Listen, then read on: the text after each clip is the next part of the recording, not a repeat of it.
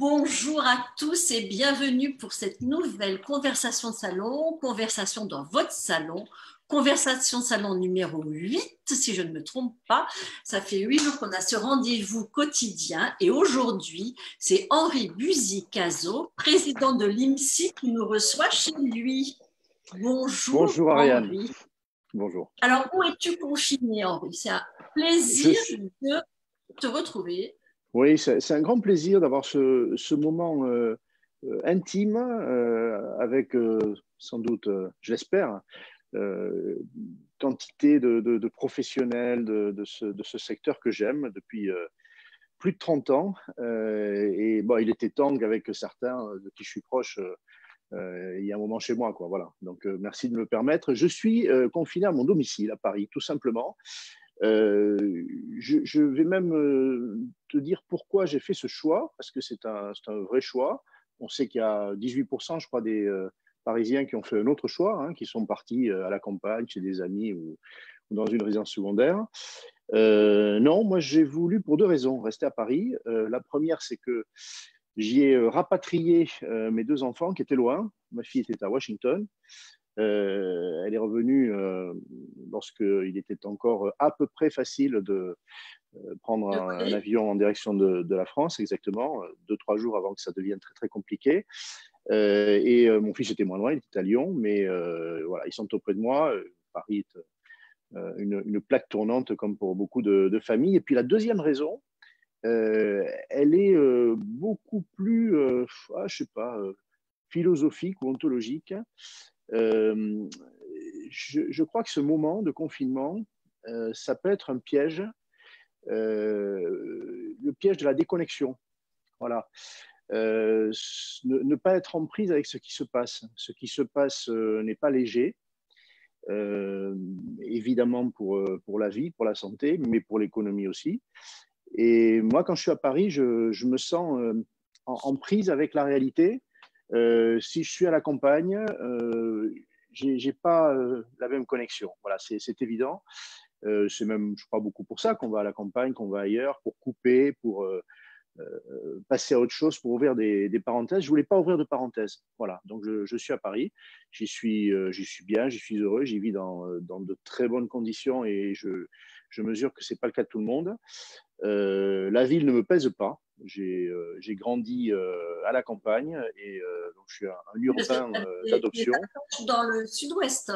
Oui, oui, voilà, je suis né en Pays Basque, j'ai grandi dans le sud-ouest. Alors, la ville, pour moi, est un endroit que j'ai choisi je suis un urbain heureux, je le dis volontiers, peut-être plus que ceux qui sont nés à Paris et qui n'ont de cesse que de quitter Paris. J'en vois beaucoup dans mon entourage, ce n'est pas mon cas. Voilà. Mais j'ai choisi, oui, clairement, d'être confiné ici. Donc, on est dans le 17e arrondissement. Oui, tout à fait. 17e On est dans la nord, plaine 17e Monceau. sud. On est dans quel 17e? On est dans la plaine Monceau. Voilà. Donc, On est dans le bon pas, 17e. pas, pas très loin. Il n'y a pas de mauvais 17e. Le 17e, alors c'est un arrondissement très varié, très divers. Il y a eu un mauvais 17e, c'est clair, au sens, Ah au oui, sens de sa sociologie, avec des ménages qui étaient plus fragiles, avec des questions d'insécurité. Aujourd'hui, on a bel et bien, non pas deux 17e d'ailleurs, mais plusieurs 17e. Y compris le tout nouveau 17e. Hein, c'est clair, le palais de justice, hein, l'ancienne Zac Cardinet, c'est un nouveau quartier, un nouveau 17e. Moi, j'aime tout l'arrondissement. Je l'ai habité, il doit y avoir voilà, un destin 17e pour moi, parce que je l'ai habité à 5 adresses différentes. Je n'ai habité que le 17e à Paris. Voilà. Donc, je connais le nord, je connais le sud. Aujourd'hui, je suis depuis 20 ans dans cette partie-là et j'y suis heureux, oui. donc tu es un confiné heureux? Oui, je suis un confiné heureux. Faut être clair. Je pense que pour être heureux, il faut avoir de l'espace et que ceux à qui ça manque incontestablement depuis presque 2 mois vivent des moments difficiles. Quand c'est avec des enfants, on y viendra tout à l'heure. Bon, j'ai deux enfants qui ne sont pas en bas âge, mais enfin, ça s'appelle de la cohabitation. Bah, si on n'a pas l'espace, si on n'a pas une pièce chacun, par exemple, d'intimité, et, et de quoi ne pas tout le temps être ensemble, je pense que c'est très difficile. Oui, je suis un confiné heureux. Et même, je vais être clair, l'appartement dans lequel je vis, je crois que je ne le voyais plus. Je ne le voyais plus. Il m'arrivait de me dire que j'allais en changer parce que le changement a toujours des vertus. Souvent, c'est dans sa tête qu'il faut changer et on se dit, tiens, je vais changer un objet ou des conditions de vie. Il m'arrivait de me dire ça. Et en fait, je m'aperçois que j'aime beaucoup le lieu que j'ai choisi il y a maintenant plus de 20 ans. J'ai redécouvert cet appartement, j'ai redécouvert ce biotope où je passe, ben voilà, comme tout le monde, beaucoup de temps, le plus clair de mon temps. Qu'est-ce que tu t'es dit quand la nouvelle du confinement est tombée? D'abord, elle est tombée le soir de mon anniversaire et je me suis dit que j'avais pu vivre les derniers moments amicaux dans un restaurant. Voilà, bon. Euh, je, je me suis dit que ce qui arrivait était une catastrophe. Euh, que pour qu'on en vienne à des mesures de cet ordre-là, moi je ne suis pas un scientifique, je ne suis pas un médecin, mais voilà, j'ai pressenti que c'était d'une très extrême gravité. Je n'ai pas eu l'idée un instant de vouloir imaginer que j'allais pouvoir tourner les règles, ne pas m'y soustraire. Je suis entré tout de suite dans cette logique-là. J'ai fait en sorte que voilà, ceux qui m'entourent le fassent aussi, avec beaucoup de rigueur. Je dois dire que mes enfants l'ont fait. J'en ai été surpris parce que voilà, ils aiment voyager, ils aiment partir, ils ne sont pas du tout sédentaires. Mais je crois que la conscience de ce qui est arrivé, il faut l'avoir. Et ce qui m'inquiète, je ne suis pas le seul, à une encablure du déconfinement, c'est qu'on voit déjà des comportements qui se relâchent, c'est certain. Depuis 2 mois, on a eu à Paris un très beau temps, un temps assez merveilleux. Quand on y réfléchit, sur une si longue durée, je crois que ce n'était pas arrivé depuis longtemps. Eh bien, la tentation, c'est vrai qu'on voit des personnes de tous âges qui cèdent et qui sortent et qui se retrouvent et qui sont dans une proximité sans doute coupable aujourd'hui. Voilà, donc ça m'inquiète parce que le déconfinement, c'est pas la liberté totale. On va avoir des règles du jeu et je pense qu'on aura beaucoup de mal à les faire respecter. Et on sait que le péril, il est peut-être encore devant nous, en partie. On va pouvoir y revenir, mais ce que je pressentais comme une catastrophe, alors de manière un peu théorique, un peu froide, hein, c'est un mot, une catastrophe. Euh, je l'ai vécu aussi dans ma chair, dans mon cœur, c'est-à-dire que j'ai perdu des personnes proches. Et ça fait prendre la mesure que c'est sérieux. Voilà. Et qu'il ne faut pas jouer avec, il ne faut pas composer avec. Je vois dans mon entourage des personnes qui composent, alors qui font un déplacement professionnel parce qu'ils estiment qu'ils sont sur la liste des activités, même s'ils n'y sont pas tout à fait. Je peux bien dire que l'autre jour, j'ai été appelé par la dirigeante d'une société importante de l'immobilier qui me disait que depuis le début, ces négociateurs continuaient à fonctionner, à faire des rendez-vous. J'ai trouvé ça terrible. Je trouvais ça terrible. Voilà, je montre personne du doigt, je donne pas de leçon, mais c'est de l'inquiétude, quoi. Voilà, pour ces raisons-là, quand on a conscience de la raison d'un impératif, ça c'est kantien, hein, on lit ça dans Kant. Hein, la règle qu'on a en soi, on ne souffre pas de l'appliquer. Si elle vient de l'extérieur et qu'on ne la comprend pas, c'est épouvantable. Je ne souffre pas de cette règle. Voilà, je ne souffre pas de cette règle, de cette obligation, de ce dont elle me prive. On va y revenir. Bien évidemment, je suis privé. Je n'étais pas du tout sédentaire par nature. Je ne passais jamais plus de, je sais pas, une demi-journée chez moi. Le sujet n'est pas là. Voilà. Et ça ne me coûte absolument pas. J'ai intégré ça ça ne me coûte pas. Euh, C'est un je sens crois qu'il y a, civique. oui, et puis je pense aussi que on a à la règle le rapport qu'on a. Alors moi, je suis incontestablement subversif. Je ne pense pas avoir l'image de quelqu'un qui respecte toutes les règles. Je ne vais pas te dire que je respecte scrupuleusement les limitations de vitesse. Par exemple, je ne vais pas te dire que je respecte toutes les consignes diététiques que je peux entendre parfois. Euh, simplement, lorsqu'il y a des vrais enjeux, là, je retrouve mon surmoi. Hein. J'ai fait un peu de psychanalyse, même beaucoup. Et donc, les règles en moi, elles sont là pour les vraies raisons. Mais je pense que ce qui explique ça, c'est aussi que mon père était médecin de campagne. Et donc, j'ai vécu pendant voilà, 35 ans, 40 ans, dans la proximité de quelqu'un qui s'occupait de ces enjeux-là. Et j'ai le souvenir d'épidémies de grippe. Mon père a dû en connaître 3 ou 4 dans sa carrière d'une extrême gravité. J'étais enfant, mais je me rappelle qu'il ne dormait pratiquement pas. Je me rappelle que des patients décédés que je connaissais de tous âges, et c'est pas un souvenir confus. Voilà, donc ces impératifs, s'il y a un impératif que je respecte, c'est l'impératif médical. J'ai appris à ne pas discuter les consignes médicales. Mon père ne supportait pas ça. Voilà, ne pas prendre un médicament, le laisser sur le coin de la table de nuit. Ça m'est pas arrivé plus d'une ou deux fois parce que on ne transigeait pas avec ça. Mon père ne transigeait pas avec ça et je pense qu'on ne transige pas avec ces impératifs-là. Voilà, donc tant qu'on ne l'a pas vécu soi-même dans sa chair, c'est plus difficile, ça reste théorique.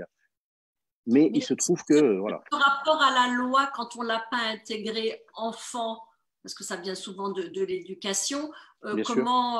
comment faire aujourd'hui? Parce que ça explique aussi beaucoup les débordements qu'on voit dans Paris, les rassemblements, comme si une certaine partie de la population, il y a peut-être des rebelles, mais il y a aussi des gens qui n'ont pas intégré la loi, dans tous Oui, les sens du terme.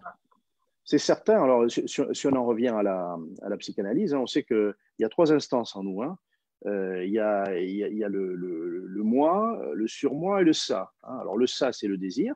On est une somme de désirs que rien n'arrête si on n'y travaille pas. Hein. On a la règle qu'on intègre, plus ou moins, c'est le surmoi, et puis on a le moi. Le moi, c'est la synthèse entre les deux qui précèdent, voilà, où on retrouve à la fois son épanouissement, mais l'acceptation de la contrainte. Bon. Cette alchimie, cet équilibre, c'est vrai que quand elle ne s'est pas stabilisée dans les premières années, c'est très compliqué.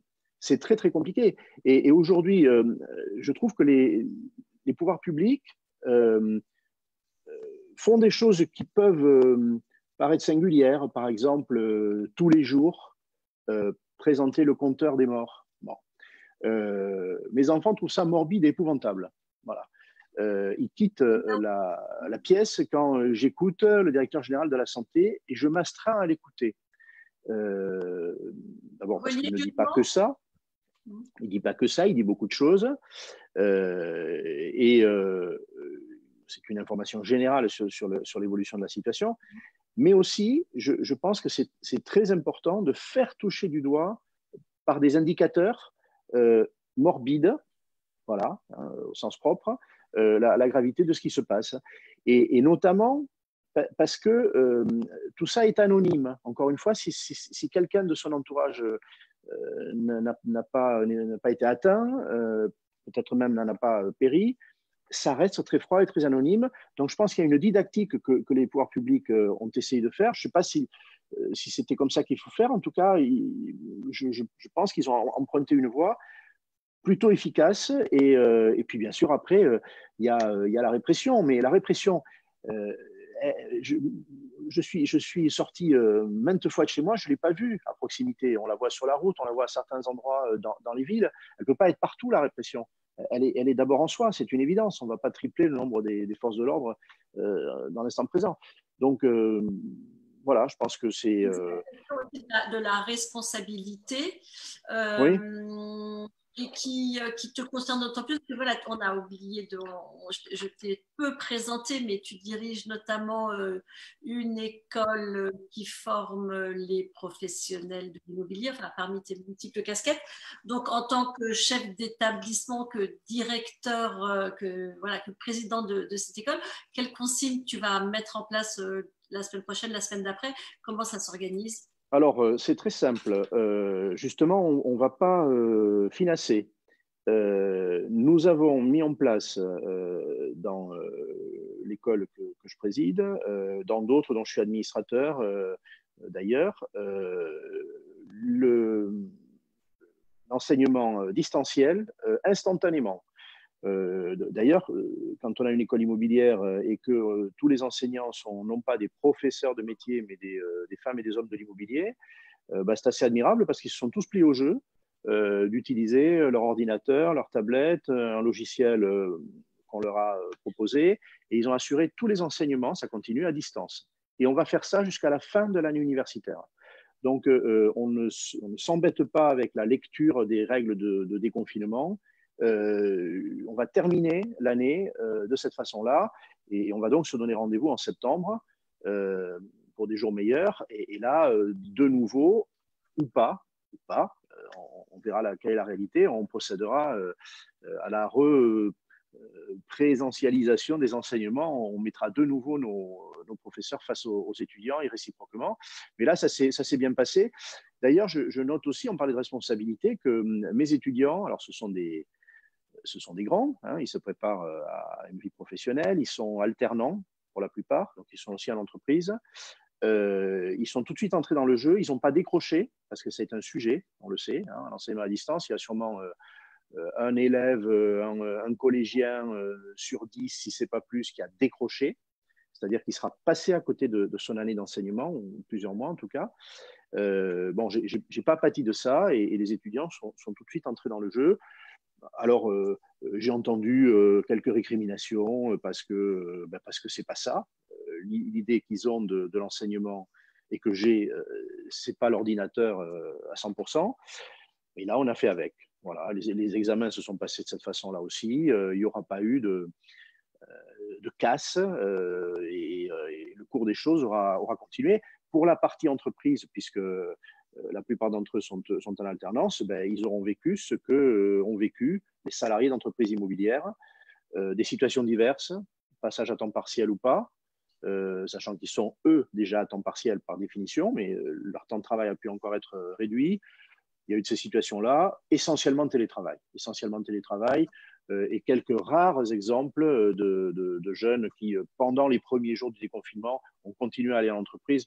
Et ensuite, les chefs d'entreprise se sont très bien tenus, a fortiori avec des jeunes étudiants. Ils ne les ont pas exposés et c'est le télétravail qui s'est imposé. Et au niveau validation des diplômes, validation de l'année, passage des examens, Aucun, comment ça va se passer? aucun problème.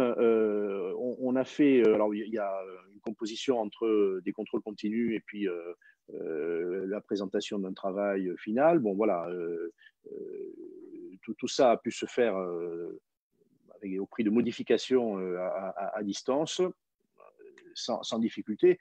Il est clair que quand on fait des contrôles et que l'étudiant est à domicile, en tout cas qui n'est pas sous nos yeux, on peut redouter qu'il ne respecte pas les règles, on peut redouter qu'il utilise des documents qu'il ne peut pas utiliser, etc.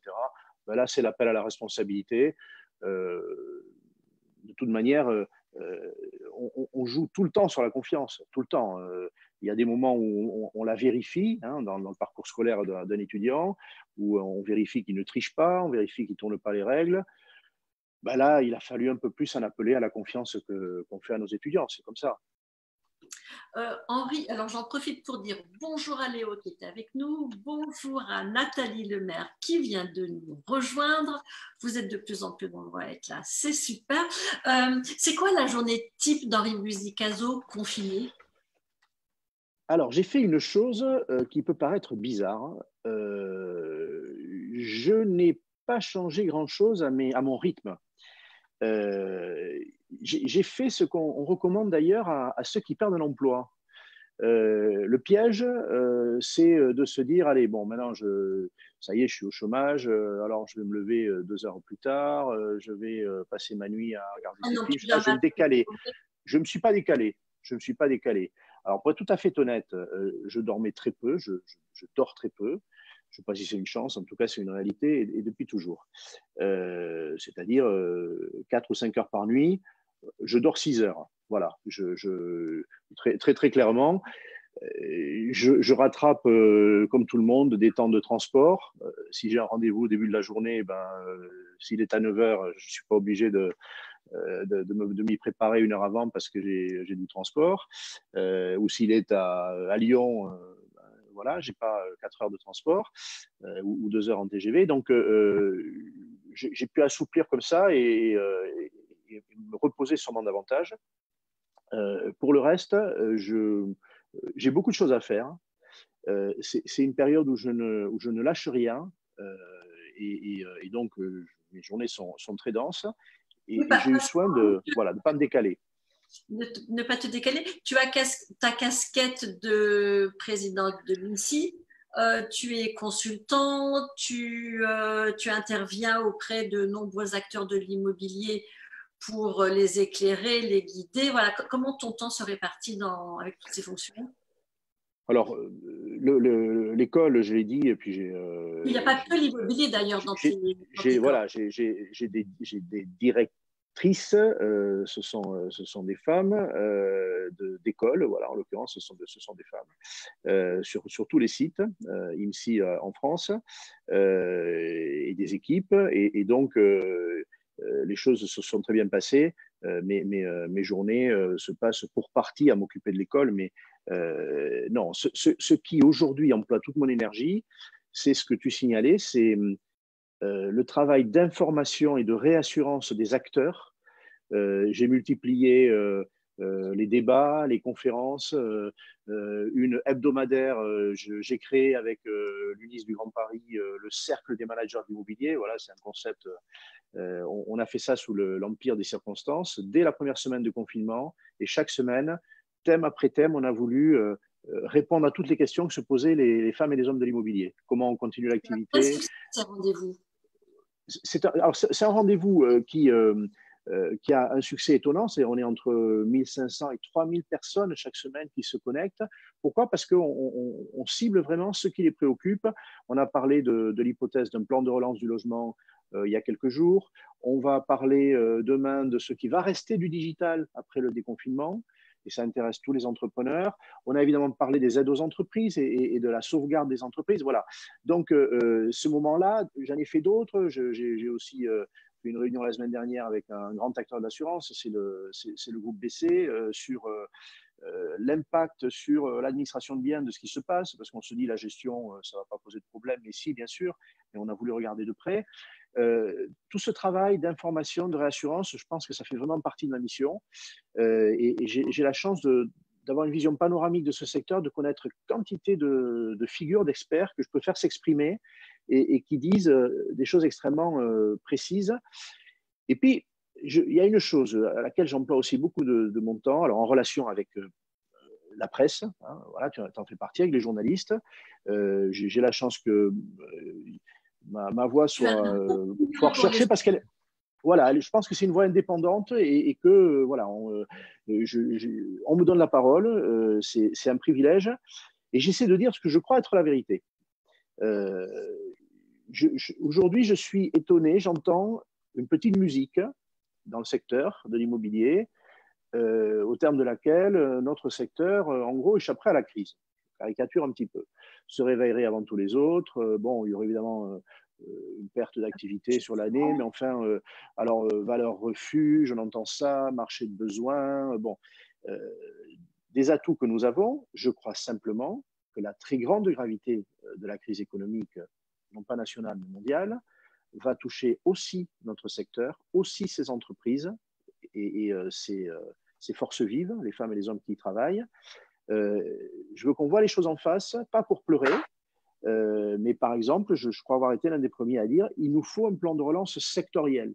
pas parce que je suis égoïste et qu'il faut s'occuper que de l'immobilier parce que c'est mon truc, mais parce que c'est l'un des secteurs par lesquels le pays peut se relever le plus facilement. On sait qu'il y a un gros effet de levier dans Alors, l'immobilier. toi, Voilà. tu dis ça aujourd'hui. On a eu Jean-Marc Torolion il y a 2 jours, ou il y a 3 jours, enfin, il y a pas très longtemps, qui disait, J'ai lui, il regardé. faut un plan Marshall, il faut un plan global, il faut un plan de relance global, il ne faut pas une approche sectorielle. Alors, j'ai eu un échange avec Jean-Marc Torolion, j'en ai très souvent, j'ai des liens d'amitié avec lui, je le dis volontiers, et ça nous conduit à parler aussi de sujets aussi sérieux que ça. Il a évidemment raison, c'est-à-dire que l'immobilier, c'est d'abord la toile de fond qui va conditionner l'envie qu'on va avoir d'investir. Si rien ne va dans le pays, si le taux de chômage est épouvantable et ne se réduit pas, si la mortalité d'entreprise n'a pas été endiguée, les ménages ne vont pas acheter d'appartements, ça c'est sûr, ni neuf ni ancien, ni faire de travaux. Donc il a raison.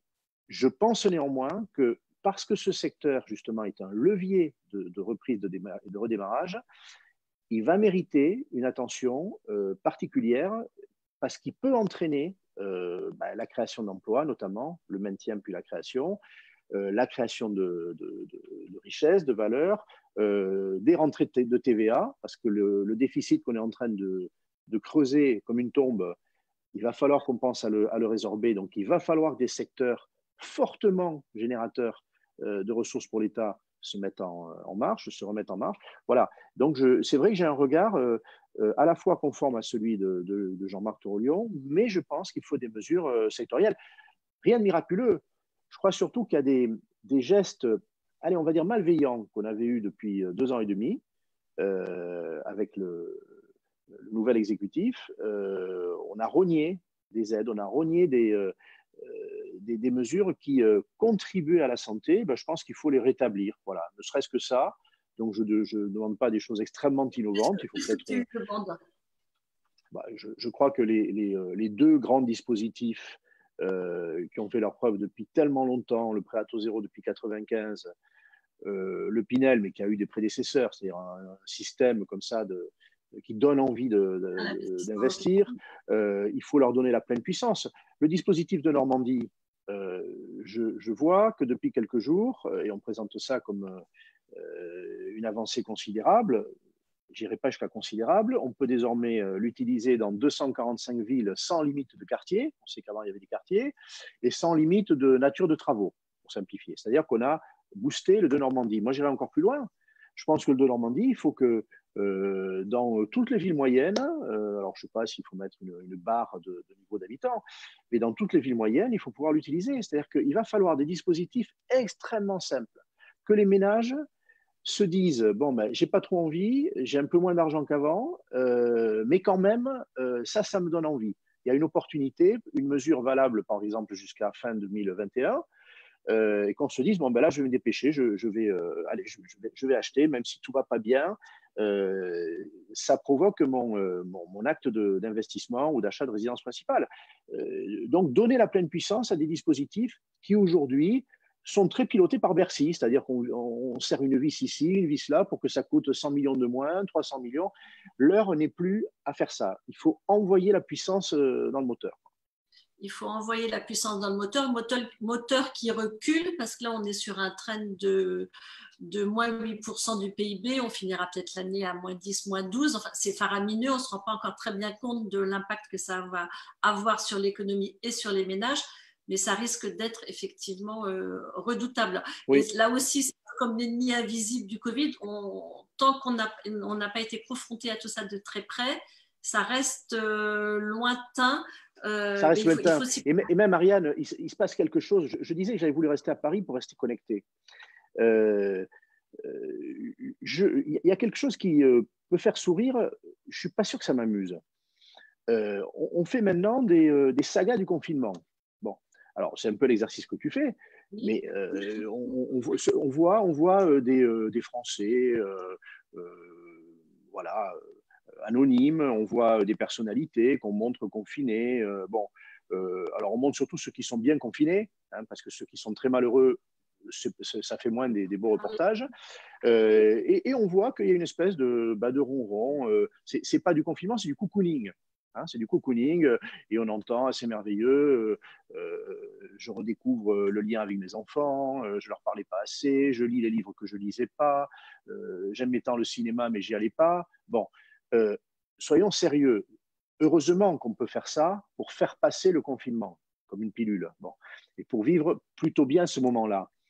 Mais ce moment-là, il nous coupe de la réalité. Il nous coupe de la réalité. On est là, on ne sait pas encore, pour ceux qui vont revenir dans une entreprise, si leur poste va être pérennisé, si leur salaire ne va pas être modifié, s'il ne va pas y avoir des passages à temps partiel non compensés, des CDD qui ne vont pas être transformés en CDI ou des périodes d'essai. La vraie vie, c'est dans quelques jours, pour beaucoup, pour beaucoup.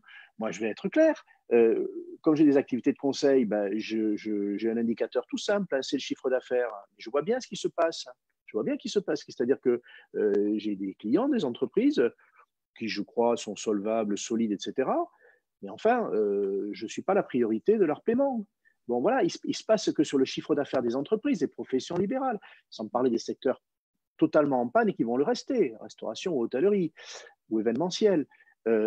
Donc, je pense que ces 2 mois ont quelque chose de berçant. On se berce un peu, et quand on va sortir de chez soi, y a une pluie froide qui risque de tomber. Voilà.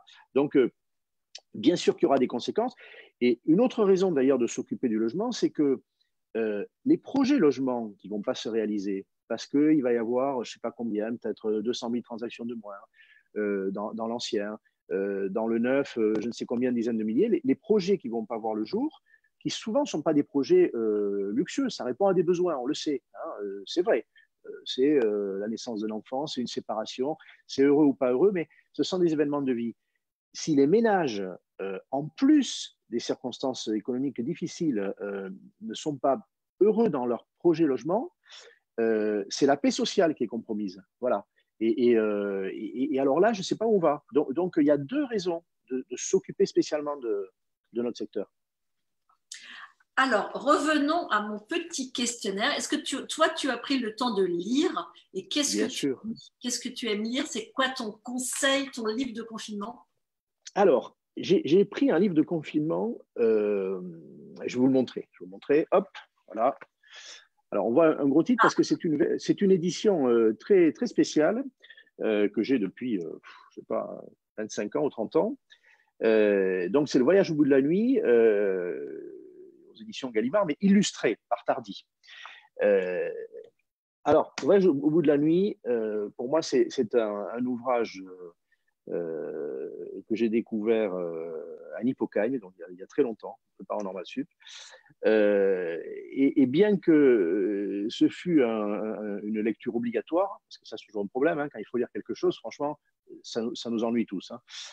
Je suis tombé amoureux de cet ouvrage qui est noir, qui est sombre. Alors, probablement l'ai-je lu parce que les circonstances sont comme ça, et que, je sais pas, je voulais quelque chose de noir. Voilà. Et pour autant, avec beaucoup d'humour, beaucoup de recul, enfin, c'est une merveille. Hein. Et donc, j'ai relu, je lui fais petit à petit, je ne suis pas arrivé à la fin, c'est un monument, hein, Le Voyage au bout de la nuit, et je trouve que c'est merveilleux. Puis ça m'évoque aussi des moments de potache. Je me rappelle, dans ce lycée où j'étais en Hippocagne, on avait des places, hein, dans les salles. C'était comme ça. Personne nous avait dit, mais les places qu'on avait au début de l'année, on les gardait. Bon, et j'avais devant moi quelqu'un qui a fini major de l'agrégation, major de normal sup, qui avait une culture merveilleuse et qui était d'une simplicité totale. Donc, c'était mon ami. Il était l'un des rares qui me parlait, d'ailleurs, parce que j'ai connu à ce moment-là la pédanterie intellectuelle. Moi, j'avais un accent et la plupart ne me parlaient pas. Lui me parlait. Il s'appelait Rabotin. Voilà. Ça évoque Bussy-Rabutin. Il s'appelait Rabotin, je n'oublierai jamais. Et il avait annoté mon édition de travail, que j'ai toujours. Et il avait barré Voyage au bout de la nuit et il avait mis Voyage au bout de l'ennui, parce que c'est le livre qui l'ennuyait le plus. Voilà. Donc, c'est aussi un livre qui me rappelle des moments potaches. Voilà. Donc, c'est Céline que j'ai lu, et je sais le procès qu'on fait à Céline, bien sûr, hein, l'antisémitisme. Euh, bien sûr, je ne, comment dirais-je, je ne suis pas en train d'adouber Céline en vous disant que Le Voyage au bout de la nuit est une merveille, mais beaucoup d'autres ouvrages aussi, D'un château l'autre. Enfin, je suis un amoureux de Céline, mais parce que je pense aussi que l'homme, qui était médecin, tiens, il était d'une complexité que nous avons tous en nous. Voilà. Je ne dirais pas en nous qu'il y a forcément la discrimination, mais je le pense. Mais je le pense. Elle prend diverses formes. À certaines époques, chez certains, elle prend la forme du rejet de l'autre parce qu'il n'a pas la même religion. Bon, voilà. Et ça peut s'appeler antisémitisme, mais la discrimination, elle prend toutes les formes, on le sait. Euh, à ce moment-là, d'ailleurs, de mon propos, je pense à Jean-Philippe Ruggieri, parce qu'il m'avait été donné d'avoir avec lui un échange fondateur de notre amitié. C'était un déjeuner dans un restaurant indien que certains connaissent et que tu connais, parce que j'ai mes habitudes. Et à la table que tu connais, il m'avait dit ce que peu savaient, c'est-à-dire son choix de vie à un moment donné. Il m'avait dit aussi ce qu'il avait pu souffrir et ce dont il souffrait encore quand il me le disait, et sans doute jusqu'à la fin de sa vie d'ailleurs, c'est-à-dire le rejet, la discrimination. Alors voilà, donc quand un auteur est convaincu, au sens judiciaire, hein, d'antisémitisme ou d'autres choses, moi je ne m'empêche pas de lire ses livres. C'était quelqu'un de complexe, jusqu'à l'abomination. Quand on est antisémite, c'est abominable. Mais c'est une réalité. On a en nous aussi ces parts d'ombre, de complexité. Et Le Voyage au bout de la nuit, c'est ça que je vois. C'est tout ça. C'est une lecture euh, froide, brutale, sans complaisance de la réalité, par quelqu'un qui a pu avoir des complaisances avec lui-même, bien sûr. André Périssel, bonjour André, nous dit ouf, tu nous as coupé le moral. Bon, ça c'est avec la récession, peut-être avec Céline aussi, je ne sais pas. Oui, je vais lui Bonjour. remonter, André. Mais André, il est indestructible, il le porte sur lui, il a un gabarit un peu comme le mien, je vais pas lui couper le moral. Est-ce que tu médites, Henri? C'est Non, très à la mode aujourd'hui, tout le monde médite. non, alors je médite pas. Une parenthèse d'ailleurs, tu sais, ce que tu viens d'inventer, c'est voilà, ces discussions aujourd'hui chez moi. Ta consoeur et tes confrères d'Imo Week, hein, je les cite confraternellement devant toi, Ouais. ont aussi inventé cette saga avec En confinement avec. Bon, Ouais. j'y suis passé, j'en suis très, très heureux, et probablement quelques dizaines de personnalités, on va dire, je ne dis pas un être une, mais de l'immobilier, du logement. Et alors, ce qui m'a frappé, je ne te l'ai pas caché, c'est que à la question qu'est-ce que vous lisez, c'est tous des grands classiques dans la Pléiade, je force un peu le trait. Qu'est-ce que vous écoutez? C'est de la musique classique. Et voilà, et de la même manière, on a répondu de manière très sérieuse à toutes les questions. Est-ce que vous méditez? Oui, bien sûr, on médite. Non, moi je ne médite pas. Voilà, je ne médite pas. Je suis pas un spéculatif. Voilà. Je suis pas un contemplatif. Non, je médite pas, je réfléchis. Si je vous disais que je réfléchis pas, j'espère que vous ne croiriez pas. J'ai des moments de recueillement personnel.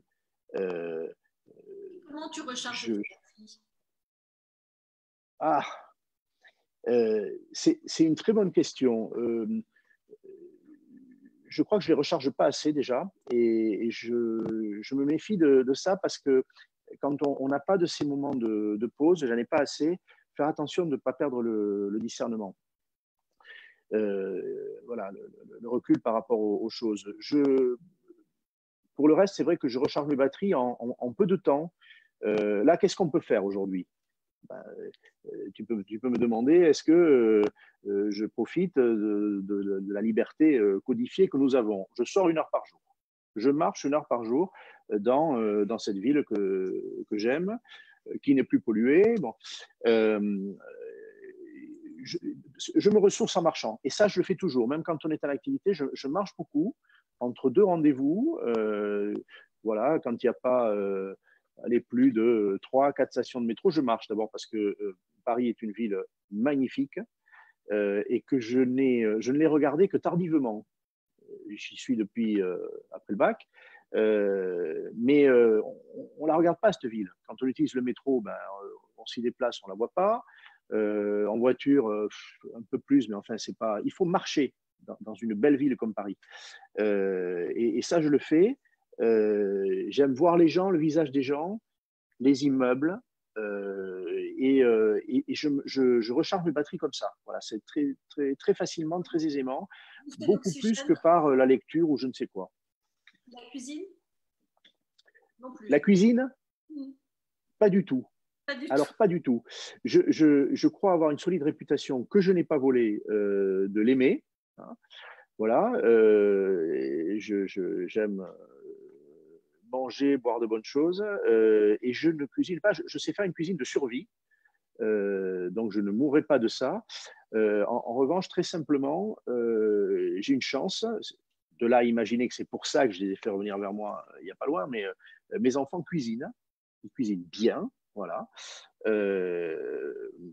Mon fils, même, je dirais très bien. J'ai bien dit mon fils, ma fille. Voilà, il a le goût de le faire, donc ils me nourrissent. Donc je mange de très bonnes choses, des choses variées, parce qu'autrement, ce serait assez monomaniaque. Voilà. Non, la cuisine, moi, ne me repose pas parce que c'est une pièce où on ne me voit pas beaucoup. Est-ce qu'il y a une bonne résolution de confinement, une devise de confinement? Alors là, une devise de confinement, j'en reviens à ce qu'on disait tout à l'heure. Il y a une très jolie phrase qu'on trouve dans Montaigne, hein, mais empruntée aux stoïciens, Montaigne l'était, c'est se vaincre plutôt que la fortune. Voilà, c'est ça. C'est-à-dire aujourd'hui, ce n'est pas la peine de discuter. La fortune, c'est le destin, c'est le sort. Il y a des choses à faire, il faut les faire. Se vaincre plutôt que la fortune, ça, c'est ce que m'inspire le confinement. Je n'ai pas de devise de déconfinement. Je n'ai pas non plus de résolution. Voilà. Je ne suis pas un homme de résolution. Peut-être parce que je sais que je ne les tiendrai pas, comme beaucoup. Mais non, je n'ai pas de résolution. Je suis sûr que cette période aura changé des choses en moi. Je ne sais pas trop quoi. Elle m'aura fait prendre conscience. Dans cette période, j'aurais perdu deux camarades professionnels proches. On a cité Jean-Philippe. Il était le parrain de l'IMSI cette année. Ce n'était pas le seul lien que j'avais avec lui, mais je le dis. Jean-Philippe Ruggieri, directeur général du groupe Nexity. Et il avait fait il y a quelques mois un discours remarquable devant les étudiants en parlant de qui il était et aussi du secteur et de sa vision. Voilà. Pour moi, à l'Assemblée de FIAPSI aussi, il avait fait un discours. Et il est intervenu comme invité d'honneur à l'Assemblée générale de FIAPSI il n'y a pas longtemps, avec la même richesse, la même authenticité. Et voilà, donc c'est des choses qui prouvent. Et j'ai perdu aussi un homme, il avait 83 ans, François Le Picard, je le cite, avec qui je fais un long parcours et avec qui notamment j'ai travaillé à la cotation en bourse de Foncière. C'était un lieutenant fidèle de Jackie Lorenzetti. Ils ont passé 45 ans ensemble. Voilà, deux personnes proches à des titres divers. Alors, je sais depuis longtemps, pour des raisons liées à ma vie, je sais depuis longtemps la fragilité de la vie. Je sais que voilà, on peut partir et surtout on peut perdre quelqu'un qui part. Si on part soi-même, je ne sais pas si on en souffre. On fait souffrir les autres. Donc, ça, c'est quelque chose qui, bien sûr, va me marquer. Mais je pense aussi que j'avais une soif de vivre inextinguible et que ça va plutôt s'accentuer. Voilà, ça c'est certain. Je compte d'ailleurs contribuer à faire repartir la restauration parce que dans cette période où j'aurais été privé de voir, comme j'aime voir autour d'une table, beaucoup d'amis professionnels, ben j'ai un carnet de balles qui se remplit, je dois avoir 30 ou 40 rendez-vous de repas, et je suis impatient de revivre ça, de revivre ces amitiés, parce que ce qu'on vit aujourd'hui, ça nous révèle une chose, ça c'est sûr, c'est que on n'est rien sans les autres. Regarde tout ce qui est fait, tout ce qui a été inventé pour que les gens se connectent entre eux. C'est étonnant, c'est innovant, c'est rigolo. Bon, je trouve qu'on n'a jamais été aussi inventif pour créer des liens de voisinage, d'amitié. On n'est rien sans les autres. Et quand on se dit, tiens, pendant 2 mois, on pourrait se dire, bah, je vais les voir moins. Après tout, ils me fatiguent, parce qu'on se dit ça quelquefois. Bon. Ben, ce n'est pas ce qui se passe. Il nous manque. Bon. Donc, ça me manque terriblement. Et je vais en profiter encore plus qu'avant. Je l'annonce à ceux qui auraient en tête de déjeuner ou de dîner avec moi. Oui, ce sera possible et vous ne vous ennuierez pas parce que L'attente voilà. va être longue alors. Alors l'attente va être encore un petit peu longue. Et on ne sait pas de combien, sans doute encore 5 ou 6 semaines, mais après on sera au rendez-vous de l'histoire, hein, c'est clair. Henri, pour finir, qu'est-ce que c'est être sweet pour toi? Ah, Léo Alors, s'inscrit. Petite parenthèse, Léo s'inscrit pour un dîner ou un déjeuner. Voilà. Il est déjà inscrit d'office. Léo est inscrit. Voilà.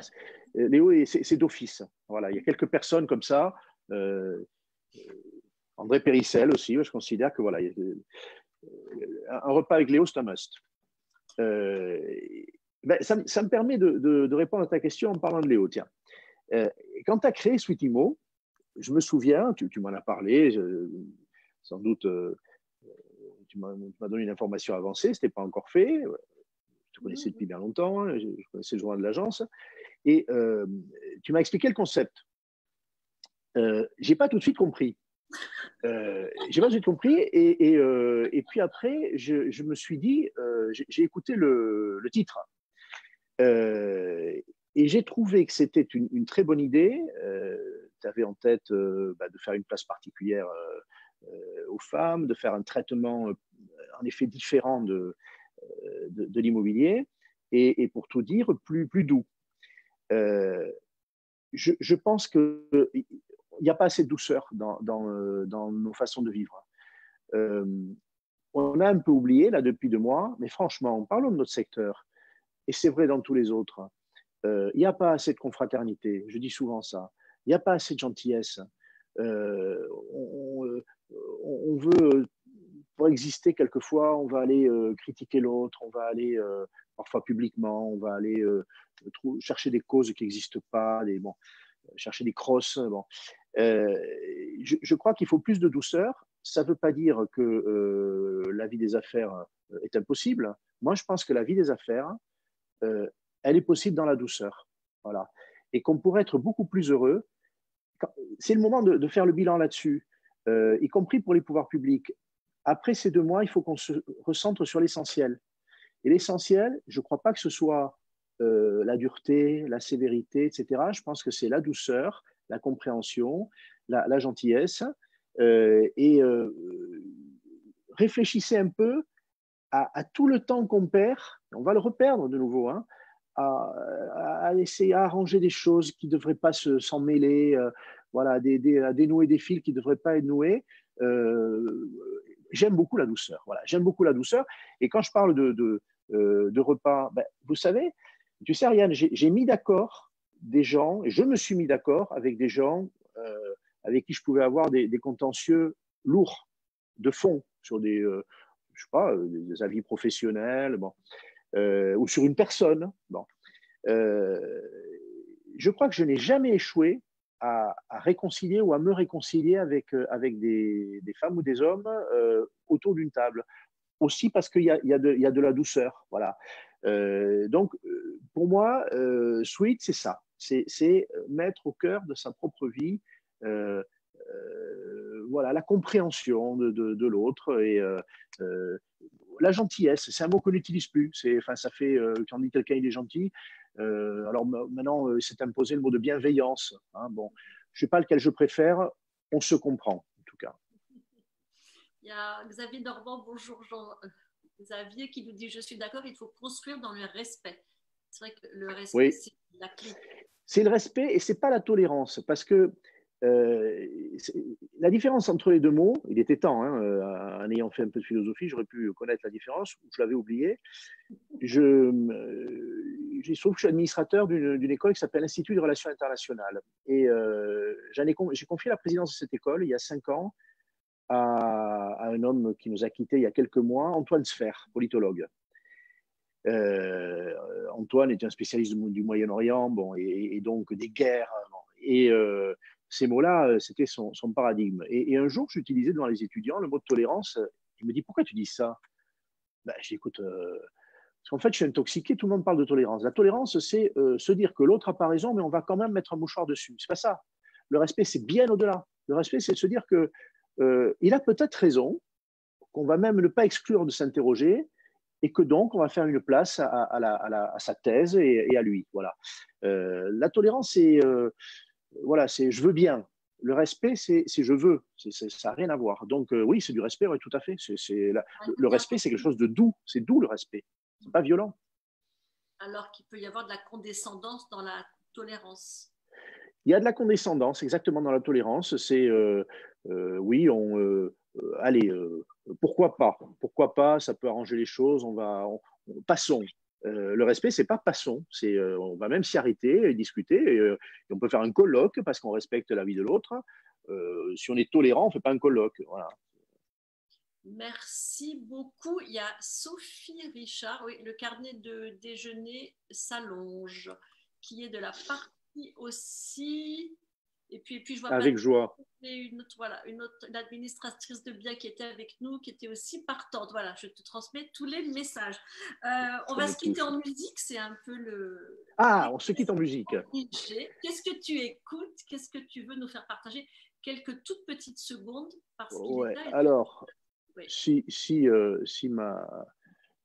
mon installation stéréo veut bien Je vois un fonctionner. piano derrière toi, Henri. Tu es mélomane, Ouais. tu joues, Non, musicien? mes enfants. Ma fille. Mes enfants. Voilà, mes enfants jouent et c'est, je trouve ça admirable. Moi, je suis incapable de faire de la musique. Alors, normalement, je devrais quand même savoir faire marcher une chaîne stéréo. Je vais me lever. Alors, on va écouter Elton John, en fait. Voilà, on va écouter Elton John. Parce que tu m'as demandé, tu vois, je ne voulais pas être. Voilà. Bon, alors tout le monde aura reconnu parce que les premières notes suffisent. Hein, c'est la musique du Roi Lion. Je suis un fou d'Elton John. Je pense que il y a chez lui un génie. Il n'est pas le seul à l'avoir, hein, mais celui de susciter les émotions. En plus, il faut quand même savoir qu'Elton John, cette chanson-là, il avait avoué l'avoir composée, je crois, en une demi-heure. Hein. Et beaucoup d'autres. Hein. C'est-à-dire que quel génie il faut avoir, hein, quelle compréhension des cordes humaines, de ce qui se passe dans les êtres, faut-il avoir pour, aller en un rien de temps, trouver ça. Voilà. Donc la musique du Roi Lion, moi, elle me tire des larmes. Alors, je ne vais pas pleurer devant vous, mais je trouve ça merveilleux. Et puis, j'aime tout Elton John, je le dis. Donc, c'est pas Beethoven, c'est pas Brahms. Je peux décevoir ceux qui pensent que j'ai une culture infinie, musicale aussi. C'est Elton John que j'écoute dans ma voiture, chez moi et partout. Eh bien, maintenant, on sait tout. Merci beaucoup, Henri. C'était un plaisir de t'avoir avec nous. Et un plaisir de vous accueillir chez moi. Voilà. Merci beaucoup, Ariane, de m'avoir donné cette occasion.